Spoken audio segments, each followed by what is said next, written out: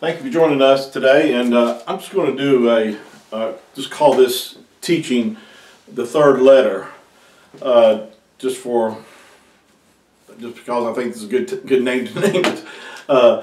I'm talking about the third letter in our Father Creator's name because this seems to be the most confused or controversial aspect of our Creator's name that people can't get over because they don't, when they first learn in Hebrew, they see his name written a certain way. And because I know myself, when I started studying this about 5 years ago, my first information that I was receiving that the Creator's name was pronounced as Yahweh. And for about a year and a half, that's what I thought it was, and everything I was reading, it seemed to indicate that. But I realized that I had not investigated enough. I had not dug deep enough in my study to find out that there's no way for Yahweh. There's no way that his name would ever have been or should be pronounced Yahweh. And I'm going to share some things that helped me to arrive at that conclusion, and hopefully this will help you as well. Again, we're talking about the Creator's name. I've got here, just to show you both script as far as the modern Hebrew and the ancient Paleo Hebrew, this is what you'll find in the Dead Sea Scrolls, the name of the Creator written this way, and the modern Hebrew, which is used today. Both of these letters in Hebrew would give you the pronunciation if you did not use vowel points around the letters to change the way his name is pronounced. You would have to pronounce these letters in ancient Hebrew Yahuwah, and I'm going to show you why that is the reason for this. And this is the Creator's name, and it's important that we get it right. It's important. Some people will criticize me or others because we place so much importance on the name of Yahuwah, and the reason I do is because our Creator does. I could take you through, if you know, I don't have the time, but there's so many scriptures that indicate the importance of his name. It's important for his people to know his name. He declared that my people shall know my name. And so that's why he has raised up certain people. I know I spend a lot of time on this, but I preach and teach about a lot of other things. But that's what I'm called to do. That's why I spend so much time on this, is because Yahuwah has shown me about it, revealed it to me, and he wants me to share it with others so that they will know about his name. Because he said in his word that in the latter days, his people would know his name. And his people are becoming aware of his name. And they're calling upon his name. He said in his word that we're to praise his name. We're to sing unto his name. We're to glorify his name. We're to revere or give reverence to his name. We're to worship in his name. We're to minister in his name. We are to call upon his name. We are to proclaim his name. I mean, I could go on and on and on and on. There's so many verses in the scripture that stresses the importance of his name. So that's why, I've spent so much time on this. And there's so much misinformation out there, so much confusion that people just sort of sometimes just give up because they don't know what to believe. They don't know Hebrew. They don't have anybody to teach them or help them. And I tell you, I spent 5 years of diligent time and effort going through and praying and seeking Yahuwah. And he directed me to the things that I'm sharing with you. And hopefully you won't have to go through some of the things that I went through to find the truth.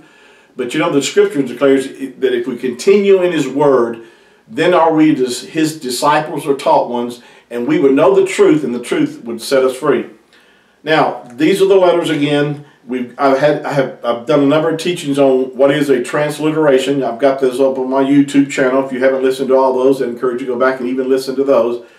But I want to focus in on the third letter, this here in the Creator's name, which in Hebrew, this third letter is actually the sixth letter in the Hebrew alphabet. It is referred to in modern Hebrew as a Wah, W-A-W, a Wah, or a Vav. But in ancient Hebrew, this letter makes the U sound, not a W or a V sound. You only get the W and V sound in modern Hebrew with vowel points. Those are modern inventions because actually the W and the V came from this letter here, this ooh, I call it ooh-ah or ooh. It makes the ooh sound, and but this third letter here, that's where we get the W and the V from. So with that said, we know that in ancient times that they did not call the Creator Yahweh or Yehovah or Yahweh. I heard some people pronounce it Yahweh. The W sound did not exist then. It did not even, that wasn't around. And this letter was not pronounced that way. Now here's some reason why we know this. The fact is that this letter here, there's certain names that we know that how things were pronounced. Without vowel points, these letters in Hebrew, the big lie that's been perpetuated is that the Hebrew alphabet is all consonants, 22 consonants, and you have to have the vowel markings in order to make the vowel sounds. That's inaccurate. I'll prove that to you. The Talmud is written without vowel points. The Dead Sea Scrolls, have no vowel points in the ancient script. So how do they pronounce those letters, those names? There had to be a standard way of certain letters and how they pronounced. Now we're trying to not get off into all the other letters, but I want to stay focused on the third letter, which is, like I said, known in modern Hebrew as a Wa or Vav. But I want to bring out some facts of this. I'm going to have to do more than just one teaching on this because there's so much I've got to cover with you. Again, this is the letter itself. It looks like a hook in ancient Hebrew. It makes the ooh sound. Two U's put together would give you the ooh. That's where we get the W, are actually two U's put together. W. That's how it became a letter around, I believe around the 13th century is when the W sound or letter became to be predominantly used. Now, this shows you here, this is really what we refer to this in this is what I call the letter ooh-ah. Ooh-ah is just two U's put together, and the Y is the modern, and the Vav is also modern sound. Now, with that said, I want to show you, one thing, there's different words in Hebrew that have this letter in them, and we know that it was pronounced with a ooh sound and not with a W or V sound. To give you an example, the tribe of Yehuda, or Judah, what most people in English would refer to it as Judah, Yehuda is spelled with this letter here in the word Yahudah. You hear the ooh, Yahoo, Yahoo. It's not Yawada or Yavada. It's Yahuda. Yehuda has been around for thousands of years, and that name has been used, and people know that. They know it's pronounced as Yahuda, not Yawada or Yavada, and we know that. So we know that this letter here had the ooh sound before it was corrupted or changed with vowel points to change the sound of that word, that letter. The Ruth, as far as in the scriptures, is spelled Resh. It's spelled R-U. It's Resh with the ooh-ah. It's Ruth. You can't pronounce a Ruth with a W sound or a V sound. You can't even pronounce it. And so Ruth was pronounced with the ooh sound. That letter, in part of the second letter of her name. Another example would be Jerusalem or Yarushalayim or Yarushalom. That word Yaru, you notice the ooh sound. That's that letter there, ooh-ah, that you're picking up. It's not a W sound. It's not a V sound. And in ancient times, they did not use the vowel points. In fact, the vowel points started around, I believe, between the 6th and 10th century, or I don't know the exact time frame. I may be a little bit off on that. But the vowel points that we have, most of our translations are from the Masoretic text, use the vowel points, and that's why when you look up in a Strong's Concordance, it's going to have the like Yehovah as far as Creator's name, which is totally inaccurate, and you'll have certain other words that are transliterated incorrectly because they're using the vowel points to arrive at the pronunciation that he uses. Another word is the prophet. Not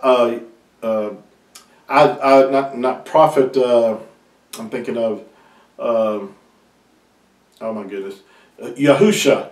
Yahusha, which is also the name of the Mashiach, but before his name was changed by Moses or Moshe in Numbers chapter 13, I believe verse 16, Moses changes his name, but Yahusha's original name was this right here, Husha. Husha, that's the English letters. This is the Hebrew. You read from right to left. It begins with a hey or ha. U, the shin, that's not a W, that's a shin. And the, looks like an eyeball, that's an ayin. So the name of Yahusha or Joshua, who we use the term in English letters, this is his original name, Husha. Now the Shah part is where we get the word salvation from. Shah here is Hebrew 3, 4, 6, 7 without the yod or the yod in front of it. It's the two letters, these two letters make up the root word for salvation, the shin and the ayin. And this is the Hebrew number 3, 4, 6, 7.